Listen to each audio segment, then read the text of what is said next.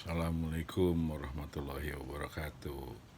Hari ini tanggal 6 Desember. Berapa minggu lagi sudah tahun baru. Tidak terasa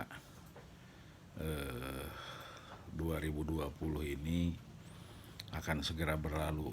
Di 2020 ini ada pandemi ya, jadi betul-betul terasa kawan, sahabat, teman, kenalan, tetangga juga yang kita tahu banyak yang meninggal gitu kan. Mari kita doakan yang meninggal di pandemi ini eh, dirahmati Allah, diampuni dosa-dosanya. Kemudian juga kita yang sampai hari ini masih sehat dan selamat, mudah-mudahan dijaga oleh Allah Subhanahu wa taala, diri kita, keluarga kita, teman-teman kita dan semua bangsa Indonesia dijauhkan dari pandemi ini. Walaupun di hari-hari terakhir ini kelihatannya makin naik perharinya. Orang bilang karena testingnya makin banyak, tetapi juga karena tanggal 9 itu akan menghadapi pilkada di ratusan kabupaten kota dan puluhan provinsi. Mari kita doakan juga semuanya lancar, kemudian juga tidak ada masalah, tidak ada kerumunan, dan jangan nambah lagi yang sakit ya Allah. Jadi mari kita doakan supaya semuanya baik-baik dan lancar. Karena tentu bukan hanya anggaran yang habis gara-gara pandemi ini gitu kan, juga krisis ekonomi yang demikian membelit bagi banyak orang gitu kan pada saat ini, tetapi juga pada kenyataannya walaupun sudah ke pandemi kemudian juga krisis ekonomi, kita tetap sangat prihatin karena melihat korupsi itu tetap terjadi dan luar biasa. Omnibus Law diniatkan untuk mempercepat proses investasi dan putaran ekonomi, dan diharapkan dalam sekian tahun Indonesia segera maju menjadi makin cepat, makin masuk ke jalur yang bisa bersaing dalam kelas dunia, sehingga perekonomian Indonesia bisa cepat maju dan makmur. Itu cita-citanya. Dan saya kira untuk hal tersebut seluruh pihak harus mendukung supaya negeri ini cepat maju, cepat makmur. Dan seluruh teman-teman saya yang ada dimanapun di negeri lain itu menyatakan kepada saya terlalu tolol dan bego serta naif kalau bangsa Indonesia nggak bisa makmur. Saya ulang lagi, teman-teman saya di berbagai negara lain itu menyatakan terlalu bodoh, dungu dan tolol ya, serta naif kalau Indonesia nggak bisa makmur. Karena apapun di Indonesia itu luar biasa banyaknya dan ada gitu kan. Nah, dulu Indonesia itu di zaman abad awal pertengahan lah ya, awal pertengahan 15-an itu rempah-rempah dari sini, sehingga negara kecil pun atau berbagai kawasan belahan dunia itu bisa makmur karena ada rempah-rempah di negeri ini gitu kan, seluruh dunia atau daerah-daerah yang dingin. Kemudian itu sampai tahun menjelang tahun 45-an. Setelah itu juga negeri ini begitu banyaknya minyak dan gas serta batu bara dan lain-lain, itu juga sungguh luar biasa. Kemudian juga hutan itu luar biasa, kemudian juga sawit itu luar biasa. Dan sekarang orang di era pariwisata ini, alam dan budaya orang Indonesia juga sungguh luar biasa. Termasuk juga ada rare earth ya, logam tanah jarang di negeri ini yang mudah-mudahan bisa dikelola dengan baik. Di sisi yang lain, Indonesia alhamdulillah tidak ada topan, tidak ada hurricane, tidak ada tornado, kemudian juga yang rawan tsunami itu di bagian selatannya dari ujung sampai ujung itu. Tetapi di bagian selatan itu rata-rata bergunung-gunung tinggi, jadi alam itu sudah memberikan pertahanan, asal jangan nanti karena kecerdasan orang-orangnya sehingga nanti dipapas jadi pendek-pendek gitu kan. Pada suatu hari tsunami itu bisa masuk ke tengah kota gitu kan, seperti yang pernah kita saksikan di beberapa tempat di negeri ini. Dan Indonesia itu hanya 2 musim, hujan dan panas. Jadi orang tua di seluruh dunia itu bisa hidup di negeri ini dengan cuaca yang stabil. Jadi makin hari saya makin masuk akal ketika orang bilang, kenapa sih semua orang harus jadi politisi?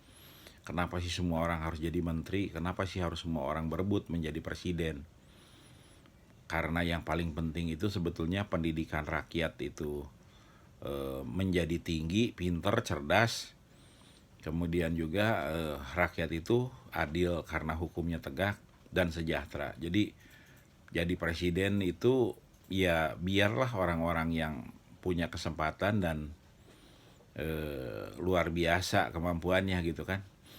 Begitupun jadi politisi, tapi marilah dengan omongan itu seluruh bangsa ini menjadi lebih terbuka untuk menjadi apapun pekerjaan yang halal, yang bisa digali kemudian diterjuni dengan puluhan tahun sehingga menjadi punya kehidupan yang besar luar biasa. Banyak orang mungkin masih bingung apa yang disampaikan, tapi mari kita lihat. Keluarga Djarum itu, Gudang Garam, Sampurna, itu hanya ngelinting rokok kasarnya. Ngelinting rokok, kemudian. Dan sekarang kita lihat keluarga mereka yang luar biasa kaya, dan nggak ada ribut-ribut soal ngerampas tanah, korupsi, ngejarah, nggak ada tuh. Dan mudah-mudahan omongan saya ini didengar oleh kelompok keluarganya Djarum, Gudang Garam, dan Sampurna. Artinya kegiatan yang sangat sungguh sederhana itu bisa ratusan ribu orang kerja, mensejahterakan lingkungannya dan kotanya. Itu luar biasa itu, dan itu adalah contoh keuletan dan ketangguhan bahwa dari situ saja. Di kemudian hari muncul penyakit dan yang lain-lain, itu juga bagian dari proses yang ketika budaya itu mulai berubah gitu kan. Jadi, dan itu sekarang ditulis juga bahaya merokok gitu kan. Nah, tetapi di sisi yang lain perusahaan itu pun berubah ke arah yang lainnya lagi gitu kan.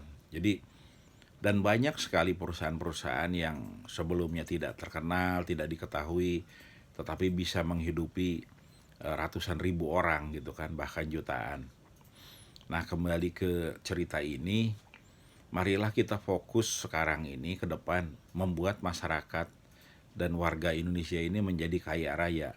Jangan benci sama orang kaya, jangan benci sama kekayaan, jangan sirik juga ketika belum kaya. Tetapi marilah berusaha, dan marilah buat yang sudah beruntung itu membuka lapangan pekerjaan, membuka kesempatan orang-orang untuk sekolah, membuka kebaikan-kebaikan sehingga negeri ini akan makin makmur bersama. Dan di sisi yang lain, carut-marutnya penegakan hukum atau keadilan gitu kan, itu juga salah satu faktornya adalah kalau kita lihat itu tadi korupsi gitu kan. Jadi saya ingin bilang bahwa orang yang ngelinting rokok, yang bikin sederhana itu nggak korupsi gitu kan, dia bisa kaya dan luar biasa gitu kan. Dan ini semoga jadi contoh yang luar biasa untuk semua pihak. Nah, kembali lagi, karena ini tanggal 6, cuman 3 hari lagi akan pilkada, maka mudah-mudahan seluruh daerah-daerah yang sedang akan pilkada itu peka Jangan silau dan jangan keikat sama uang 50.000, 100.000, 150.000, dan uang-uang itu jangan pernah. Kenapa? Karena ketika Anda terikat oleh uang itu, Anda akan susah selama 5 tahun ke depan. Nah, saya paham bahwa hari-hari ini sangat sulit gitu kan, bahkan banyak sekali yang bilang juga sungguh beruntung kalau masih ada makanan di rumah, masih ada ketenangan di dalam rumah karena makanan masih cukup gitu kan. Nah, tetapi di sisi yang lain lagi itu sungguh banyak yang terpaksa kerja hari ini untuk bayar utang kemarin, atau besok juga harus kerja untuk hidup hari itu dan sebagainya gitu kan. Nah, kondisi ini tentu bukan kondisi yang harus kita keluhkan, tetapi adalah kondisi yang real yang mesti memacu semangat seluruh pejabat tinggi negeri untuk tidak bermain-main ataupun juga mempermainkan masyarakat. Jadi datang ke kantor Bapak Ibu sekalian yang kebetulan sekarang sedang menjadi pejabat, mohon maaf nggak bisa karena belum di swab, belum di rapid gitu kan. Nah, itu semua sebetulnya perlu diatur dengan cara-cara tertentu, jangan sampai nanti masyarakat itu terpaksa pulang lagi gitu kan. Jadi kalau belum ketemu karena mereka tidak ada bukti tesnya, maka suratnya tetap diterima. Artinya ada pemain tengah yang ngatur dengan jaga jarak dan tidak dengan kerumunan. Kalau itu harus konsultasi, maka disediakan telepon dan bicara gitu kalau kebetulan belum dites. Jangan disuruh pulang gitu kan, karena nanti setelah dites balik lagi seringkali pejabatnya juga nggak ada gitu kan, karena work from home, keluar kota dan lain-lain gitu kan. Jadi karena ini krisis, kita juga maklum nggak tiap hari orang-orang itu ada di kantornya gitu kan. Jadi kita harus cerdas, harus menyemangati bangsa ini untuk terus bekerja dan bersemangat bersama-sama. Jadi jangan ribut hal yang tidak perlu gitu kan, dan jangan juga teralihkan perhatiannya. Jadi kembali lagi ke tanggal 9, semoga warga negara Indonesia atau di kota-kota yang sedang akan mengikuti pemilihan itu cerdas untuk tidak memilih calon-calon di tempatnya masing-masing yang ada kaitannya dengan dinasti, ada kaitannya dengan korupsi, ada kaitannya dengan yang sangat terindikasi bikin konsesi dan yang lain-lain lah. Saya kira nggak perlu diterjemahkan karena ini sesungguhnya demi kepentingan masing-masing di daerah itu juga gitu kan, selain untuk kepentingan bangsa dan negara pada akhirnya gitu kan. Saya kira itu penting banget gitu kan. Nah, kita tahu lah sekarang ada 3 tokoh lah ya, 2 pejabat kota kabupaten, 2 pejabat kota kabupaten, 1 menteri gitu kan. Kemudian juga ada 1 menteri dan dianggap serombongan orang gitu kan. Nah, itu pasti nggak sederhana, tidak sederhana. Dan kita perlu terus menyemangati gitu kan untuk ke Komisi Pemberantasan Korupsi juga, termasuk juga Pak Presiden, untuk dengan lugas menyatakan bahwa kalau ada pejabatnya kena seperti ini maka dilepas agar penegakan hukum itu dijalankan. Dan mudah-mudahan untuk seperti ini saya kira kita harus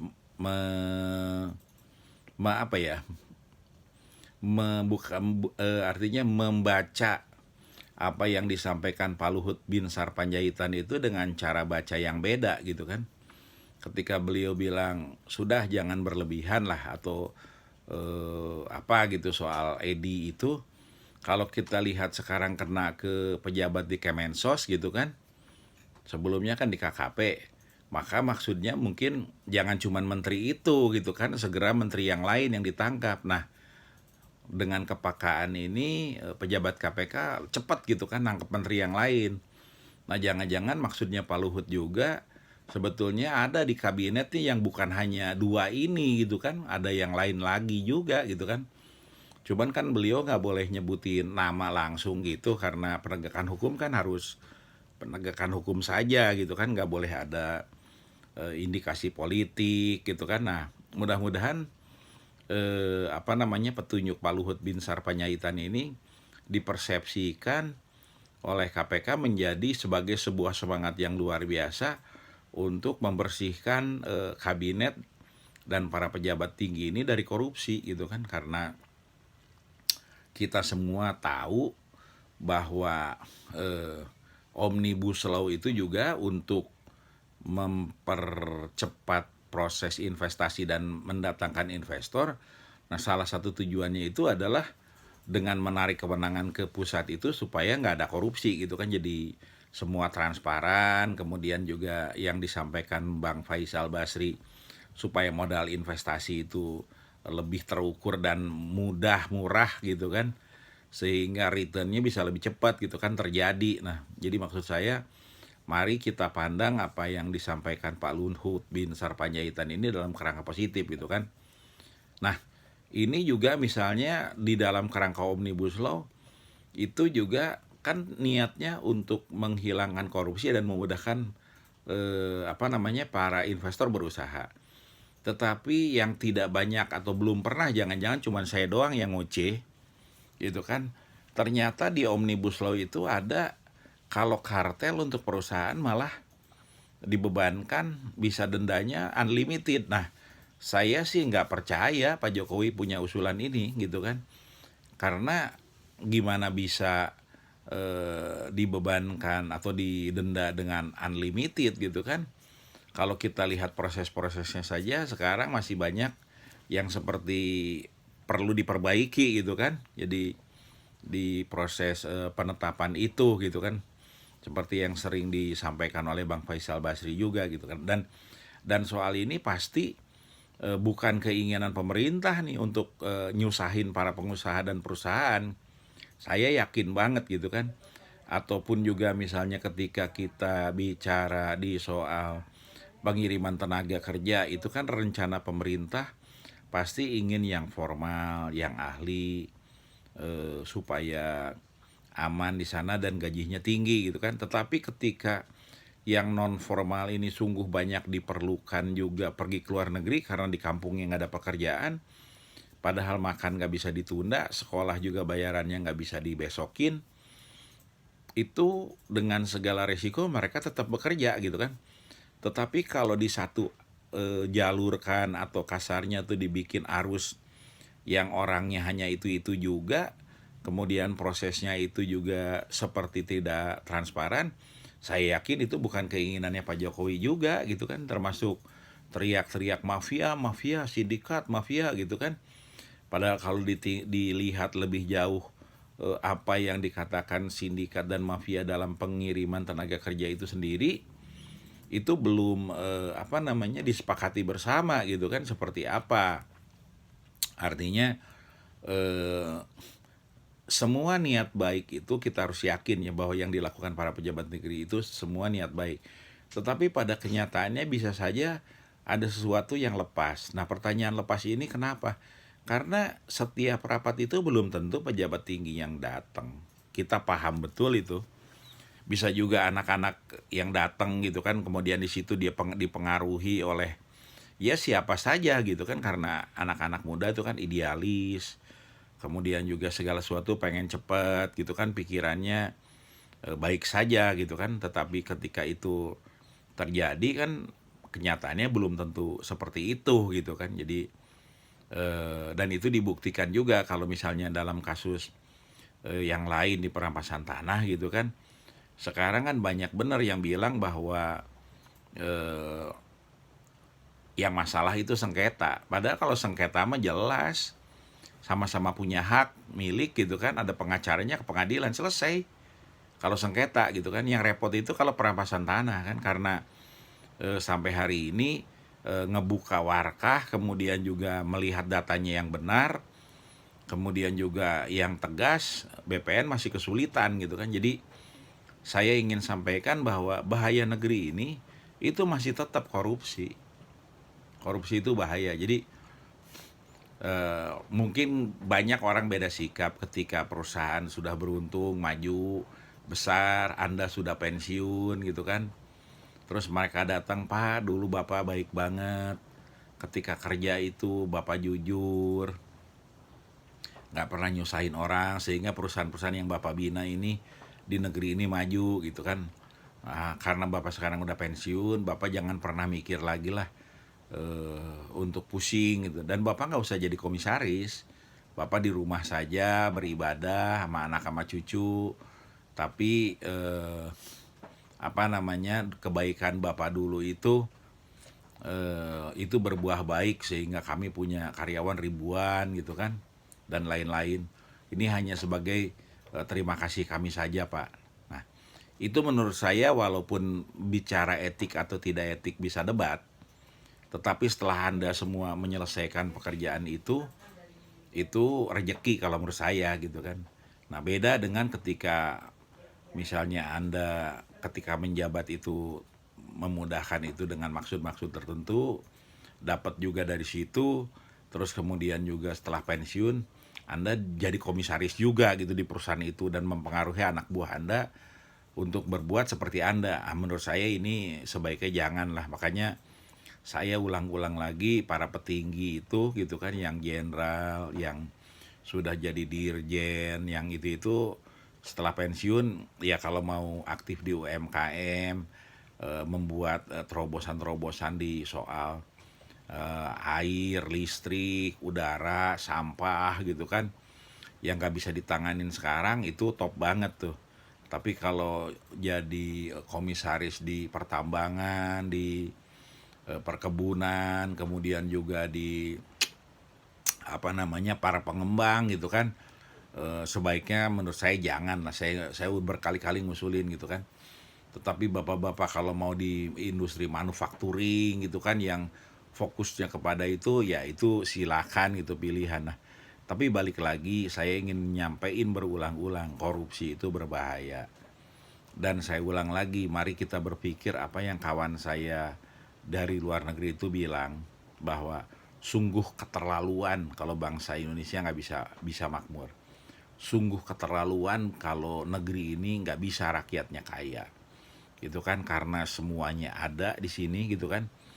Dan orangnya itu bukan orang-orang bodoh. Orang Indonesia tuh banyak di mana-mana diterima jadi warga kelas 1 juga gitu kan, apakah di perusahaan-perusahaan kelas dunia, kemudian juga di berbagai negara gitu kan. Dan makin hari makin terlihat bahwa orang Indonesia tuh sebetulnya hebat gitu kan. Jadi bukan bangsa yang cemen, bukan bangsa yang kalau istilah sekarang tuh kaleng-kaleng gitu kan.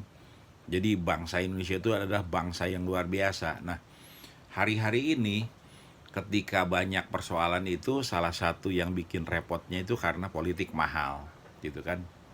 Dan politik mahal inilah yang membuat banyak orang menjadi seakan-akan awalnya pengen bantu organisasi dan partai politik, tetapi pada kenyataannya akhirnya terseret, mereka juga tergoda untuk melakukan hal-hal yang sesungguhnya kalau mereka tidak lakukan juga mereka tidak akan sengsara gitu kan, karena hidupnya sudah cukup, kekayaannya sudah cukup. Nah, dengan pengalaman ini gitu kan, balik lagi karena besok ini akan pilkada. Nah, semoga warga itu, ini kan udah tinggal 3 hari lagi nih, sekarang tanggal 6, tinggal 3 hari lagi nih, Senin, Selasa, Rabu. Itu pasti sekarang ini udah banyak duit ngalir nih kemana-mana gitu kan, duit cash. Itu kalau warga ngadu di mana-mana bahwa saya udah dapat duit dari calon A, B, C, D, itu pasti seru tuh. Dan itu bagus banget dilakukan gitu kan, demi kebaikan negeri, kota, provinsi ke depan gitu kan. Tapi intinya adalah bahwa sudahlah, kita cukupkan hal-hal yang lama itu, hal-hal yang membuat kita semua menjadi repot. Sekarang marilah kita perbaiki diri. Dan saya ulangi lagi, saya itu sebetulnya berharap dan bermimpi bukan ditangkepin, tetapi pada segera berubahlah. Dan saya lakukan cerita ini sejak tahun 2015 ya, kalau aktif langsungnya. Tetapi sebelumnya juga kami sudah terus melakukan bahwa ya sangat yakin gitu kan bahwa sejak Pak Mitro dulu menyampaikan bahwa 30% anggaran di zaman Orde Baru itu bocor gitu kan, kita percaya gitu kan itu mempersulit negeri. Nah, di zaman-zaman makin kesini ini kelihatan makin repot gitu kan, makin banyak kerepotan ini. Nah, oleh karena itu saya berharap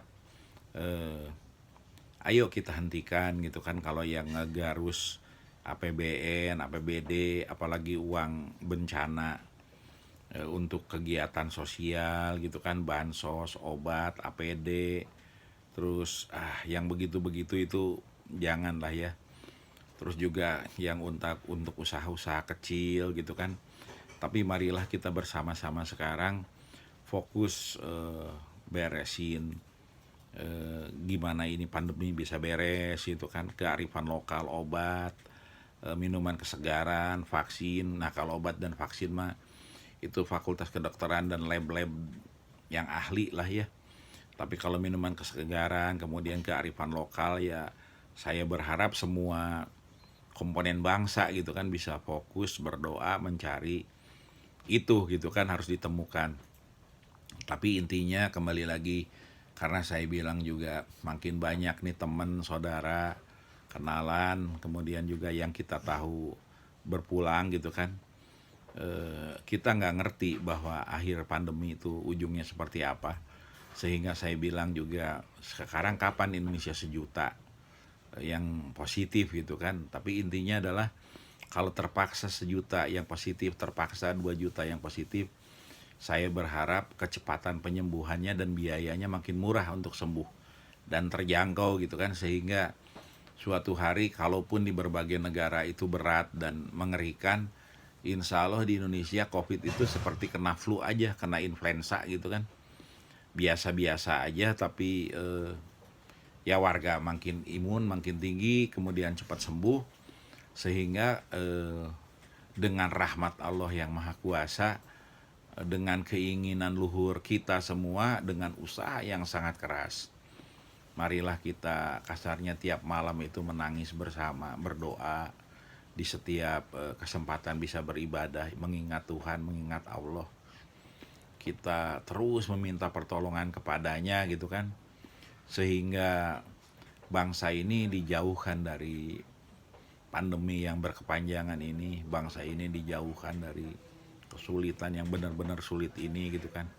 Sehingga ayolah Bapak Ibu sekalian, terus kita doakan, terus kita ketuk hati para pemimpin negeri ini supaya makin mencintai rakyatnya, mencintai bangsanya, dan nggak usah melakukan yang aneh-aneh lah ya. Bangsa ini harus dipersatukan gitu kan. Jadi lagi begini jangan teriak merdeka gitu kan, untuk sebuah daerah. Lagi begini jangan juga bikin konflik sama teman-temannya gitu kan, apapun itu gitu kan. Tapi marilah kita makin rekat, makin saling menjaga, makin saling kompak, saling tolong menolong. Kalau Anda berlebih, lakukanlah yang terbaik untuk keluarga Anda, saudara-saudara Anda, dan lingkungan-lingkungan Anda gitu kan. Kalau Anda belum beruntung, Anda jangan putus asa, tapi terus berusaha. Karena mengeluh juga tidak pernah menyelesaikan persoalan. Marilah kita menjadi bangsa yang berpikir bahwa masa depan itu kalau kita punya pikiran baik, niat baik, dan berusaha baik, pasti hasilnya akan baik. Mari kita makin yakin bahwa dunia ini memang diciptakan untuk terus tiap hari memperbaiki diri, dan hanya orang-orang yang baik dan berbuat baiklah yang akan terus selamat dan lolos dari semua yang ada ini, sehingga bisa mencapai masa depan yang lebih baik. Nah, ketika baik, kemudian juga sabar, ikhlas, tapi terus berusaha keras, tidak pantang terhadap hambatan, tetapi terus tanpa menyerah, tidak kenal menyerah, tidak pernah juga maki-maki orang lain gitu kan, tetapi terus sabar dan tangguh. Insya Allah bangsa ini akan menjadi bangsa yang tangguh dan besar. Dan ketika seluruh dunia menyadari ini, insya Allah apa yang saya cita-citakan sejak beberapa tahun yang lalu ya, dengan almarhum sahabat saya Pak Budiman gitu kan, jadi bangsa ini akan menjadi bangsa yang nyaman dan aman untuk seluruh dunia, terutama yang para lansia, yang sepuh-sepuh itu di Bali, di Lombok, di Morotai, di berbagai wilayah di seluruh Indonesia. Begitupun juga Indonesia menjadi tempat penyembuhan atau dunia kesehatan yang nomor satu di seluruh dunia gitu, karena berbagai hal yang luar biasa bisa terjadi di sini. Dan kehidupan bangsa Indonesia ke depan insya Allah itu dari hal-hal yang menjaga alam, istilahnya tuh bukan hanya green saja tapi blue, ada kearifan lokalnya ya. Jadi bangsa Indonesia itu kompak dan yang lain-lain. Nah oleh karena itu menjadi sangat mendesak, kemudian penting kita tinggalkanlah hal-hal yang bisa merusak, menggoda, yang gak baik gitu kan semua. Demikian, terima kasih. Jangan lupa subscribe dan like, komen, kasih komentar yang ada di pikiran Anda, di daerah Anda juga gitu kan, supaya saya baca nanti dalam diskusi berikutnya, saya bisa nyampein atau cari info juga untuk itu. Demikian, terima kasih, sehat selalu saudara-saudaraku semuanya, jaga semangat bangsa Indonesia ini, dan mari kita semua sekali lagi berdoa supaya bangsa ini bisa mengatasi pandemi dan krisis ekonomi ini, serta keluar menjadi bangsa yang besar. Demikian, terima kasih.